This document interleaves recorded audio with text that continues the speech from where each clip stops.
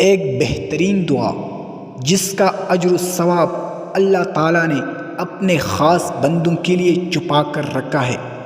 ابن ماجہ میں حضرت ابن عمار رضی اللہ تعالی عنہ سے روایت ہے کہ رسول اللہ صلی اللہ علیہ وسلم نے فرمایا، ایک مرتبہ کسی شخص نے یہ کلمات کہے، یا ربی لک الحمد کما ینبغی لجلال وجہک وعظیم سلطانک۔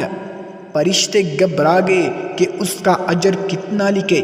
بالآخر انہوں نے اللہ جل شانہ سے عرض کیا کہ آپ کے بندے نے ایسے کلمات کہے ہیں جس کا اجر و ثواب کے بارے میں جانے سے ہم قاصر ہیں۔ اللہ تعالیٰ نے باوجود جانے کے پوچھا کہ اس نے کیا کہا۔ فرشتوں نے مذکورہ بالا کلمات اللہ تعالیٰ کے سامنے دہرائے۔